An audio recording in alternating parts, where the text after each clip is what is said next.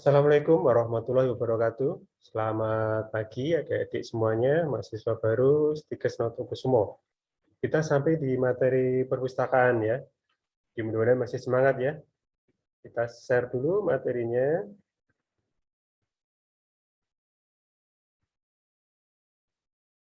Baik, sudah ya.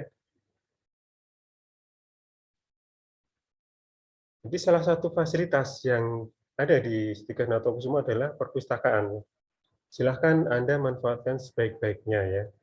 Jadi untuk mendukung perkuliahan Anda, silahkan Anda manfaatkan sebaik-baiknya fasilitas perpustakaan ini.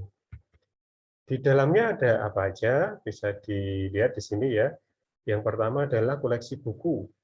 Ini ada dua macam, yaitu buku cetak dan buku digital. Ini yang kemudian disebut dengan perpustakaan hibrida ya, atau hybrid library, di mana koleksinya adalah gabungan antara koleksi cetak dan koleksi digital. Untuk koleksi cetak ini, untuk pemanfaatannya ya Anda harus datang langsung ke perpustakaan ya. Mudah-mudahan pandemi ini segera berakhir sehingga Anda bisa datang langsung ke kampus, bisa datang langsung ke perpustakaan. Kemudian koleksi kedua yaitu buku digital. Buku digital ini adalah buku dalam bentuk elektronik ya, yang cara mengaksesnya harus dengan perangkat elektronik atau perangkat digital. Bisa dengan HP ya, dengan PC atau dengan laptop. Untuk HP ini yang bisa dipakai masih untuk versi Android ya.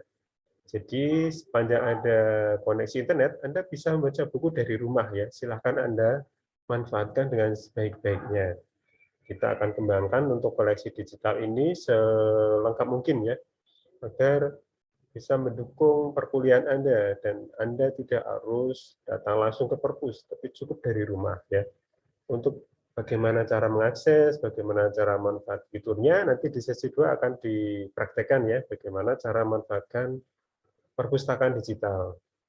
Kemudian koleksi yang kedua yaitu jurnal ya. Jurnal itu ada dua macam ya di koleksi perpustakaan ya, jurnal keperawatan dan jurnal farmasi. Jurnal itu apa? Jurnal itu adalah kumpulan hasil-hasil penelitian, hasil riset ya, yang dipublikasikan. Ini sifatnya sangat ilmiah, sangat saintifik ya.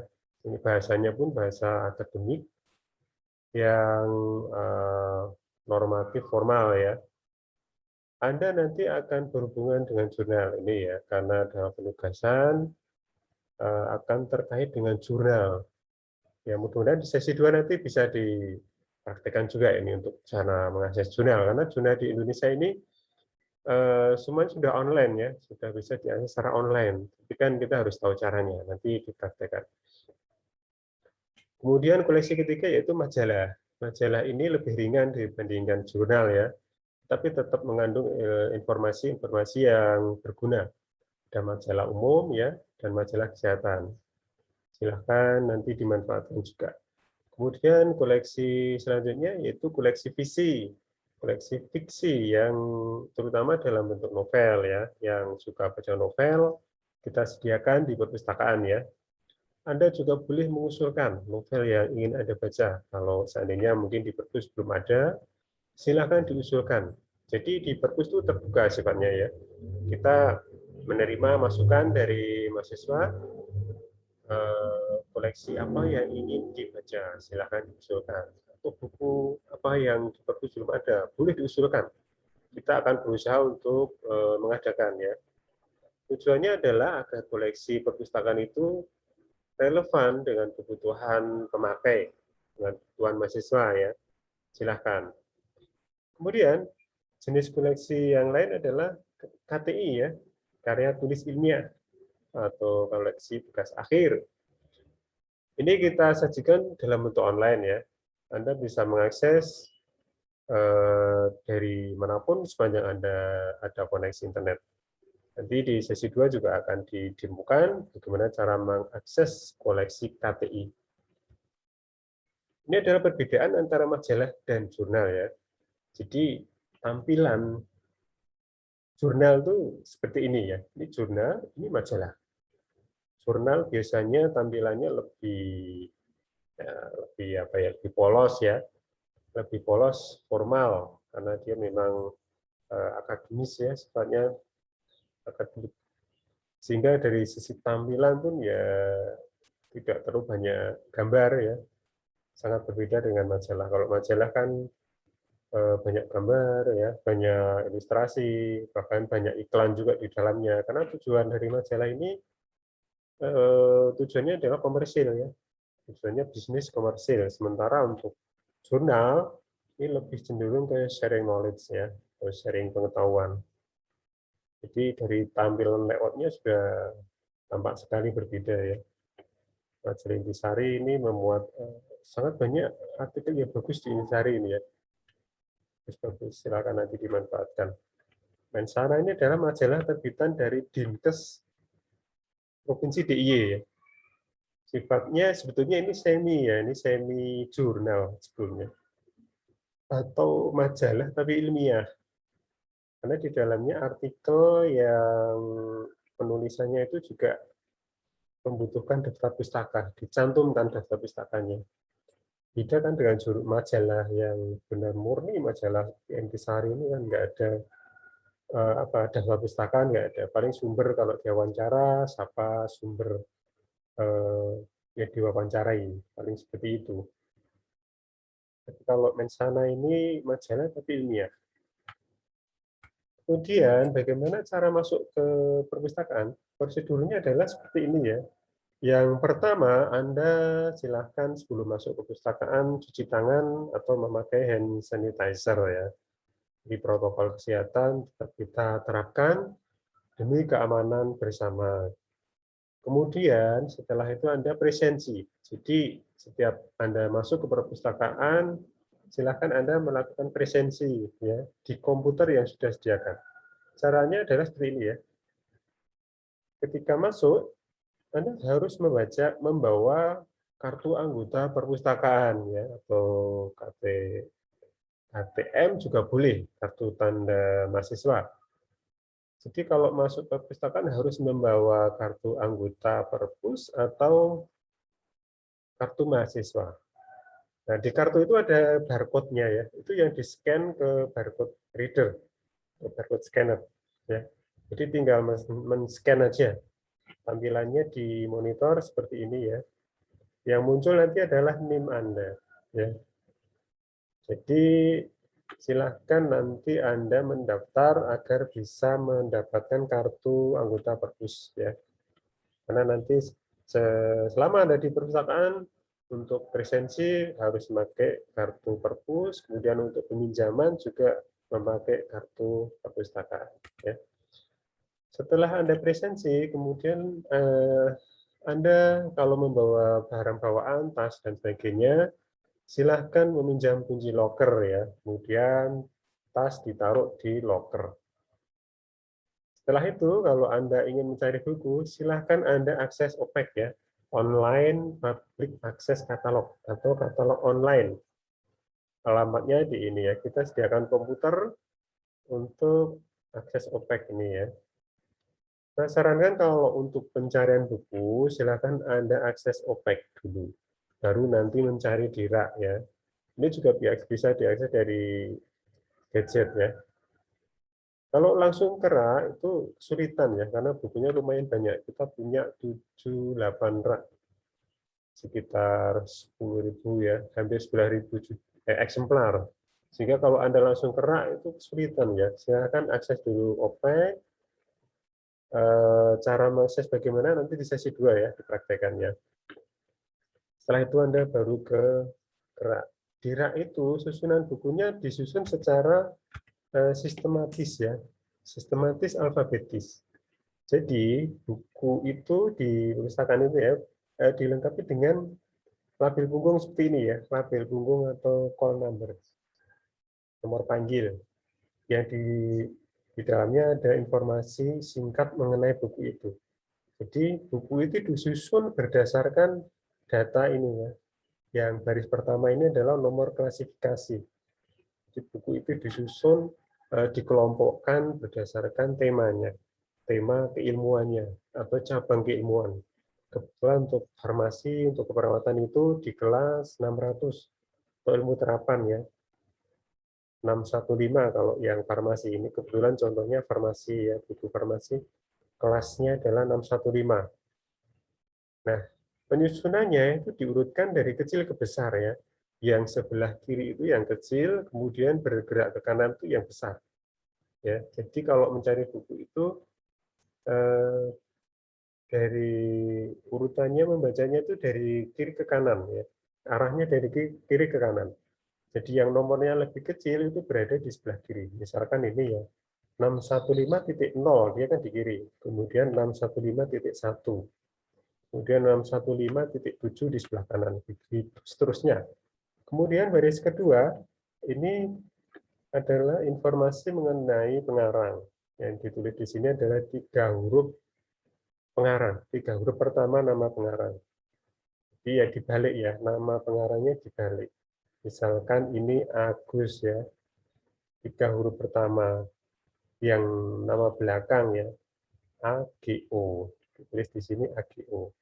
Ini susunannya alfabetis ya, dari yang A itu berada di kiri, kemudian semakin ke kanan semakin besar A, B, C, dan seterusnya. Ini yang nomornya sama ya. Ini kalau ini kan nomornya lebih kecil, 616.0, dia berada di sini di kiri. Kemudian 615.1, ini kebetulan sama ya, cuma dia beda jilid. Nah, jilid yang kecil dia di kiri. Ya, jadi seperti itu cara mencari bukunya. Di OPEC silahkan Anda tulis ini, call number-nya ini, atau nomor panggil.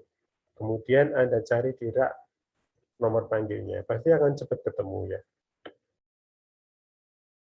Kemudian untuk jam buka, ini Senin sampai Jumat ya, kita 5 hari kerja, Senin sampai Jumat jam 7.30 sampai setengah 4. Ini kondisi normal sebelum pandemi ya, seperti ini jam buka layanannya. Kemudian selama pandemi ini kalau mau pinjam buku, caranya gimana? Ya bisa aja Anda pinjam buku ya. Silakan Anda akses OPEC tadi ya, halamannya di sini ya. Diakses OPEC, kemudian Anda catat data bukunya. Nama pengarang, judul, kemudian nomor panggil tadi ya. Setelah itu Anda bisa menghubungi petugas. Ya, nomornya di sini. Silakan Anda WA petugas yang akan mencari, kemudian petugas akan menginformasikan kapan buku itu siap untuk bisa diambil ke perpus ya. Karena kita pandemi ini sistemnya masih piket ya.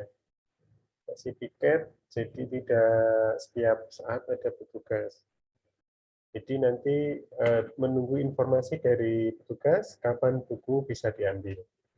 Itu ya, silahkan Anda catat nomor petugasnya ya. Nomor perpustakaan, nomor petugas di sini ada 3, silakan Anda hubungi salah satu. Kemudian jenis layanannya di perpustakaan apa saja? Yang pertama adalah layanan sirkulasi peminjaman buku. Ini peminjaman buku konvensional ya, konvensional itu maksudnya buku cetak. Ya ini harus ke perpus kalau untuk layanan peminjaman buku cetak ini. Ketentuannya maksimal 3 buku ya sekali pinjam selama 1 minggu.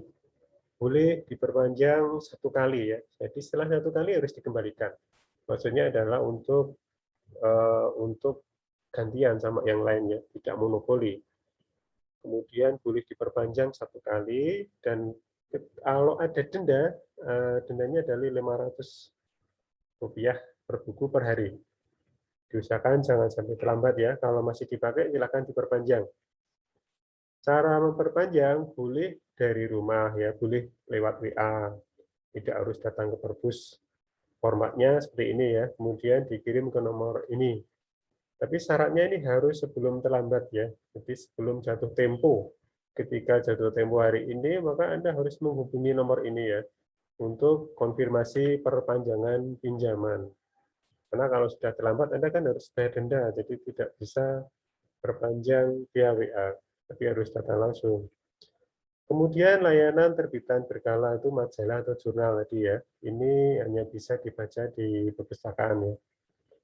Kemudian layanan bimbingan pemakai atau user education, ini maksudnya adalah petugas perpustakaan itu selalu menerima keluhan dari pemakai ya. Kalau memenuhi kesulitan, silakan Anda bertanya kepada petugas. Maka petugas akan membantu Anda, membimbing Anda apa yang Anda kesulitan apa yang Anda temui, kemudian akan diberikan bimbingan seperlunya. Silakan kalau Anda memiliki kesulitan mencari buku, ya, mencari artikel, silakan Anda bertanya kepada petugas. Misalkan cara mengakses OPEK, cara mengakses perpustakaan digital, Anda menemui kesulitan, silakan Anda bertanya petugas.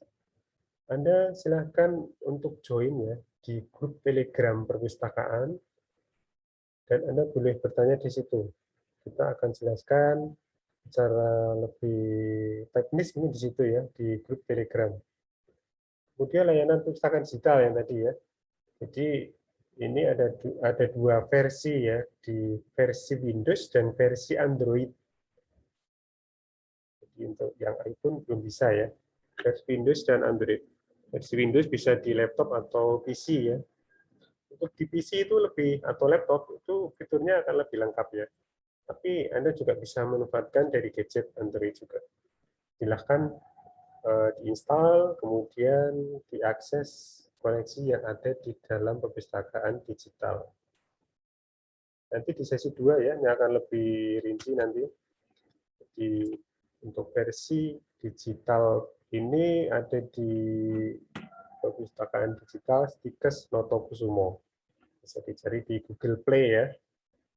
Ini sangat praktis, cepat, dan mudah ya. Silahkan dimaksimalkan. Kemudian ini adalah contoh suasana perpustakaannya. Ini di ruang baca ini.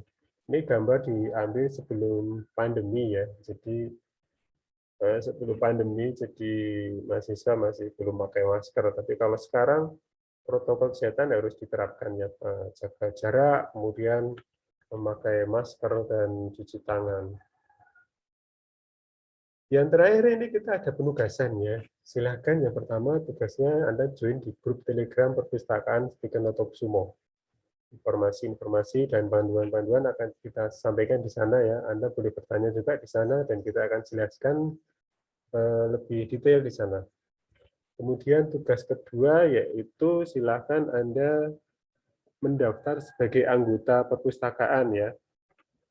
Alamatnya, formnya di sini. Bit.ly, pendaftaran anggota, Lip Stikes Novus. Ya. Silakan Anda mendaftar agar Anda bisa memperoleh kartu anggota perpustakaan ya. Jadi harapannya nanti setelah Anda boleh datang kampus, kartu itu sudah ready ya, tinggal mengambil di perpustakaan. Kalau Anda nanti daftar bareng-bareng pas sudah masuk, nanti antrinya kelamaan ya. Jadi Anda daftar dari sekarang, kemudian kartu akan disiapkan ketika Anda masuk, maka kartu bisa diambil di perpustakaan. Silahkan isi form di sini, ya harus disiapkan datanya mungkin yang perlu disiapkan foto ya, foto formal. Kita coba lihat ya, kita coba lihat formnya seperti apa. Formnya sederhana ya. Kita coba lihat biar Anda tidak bingung ya.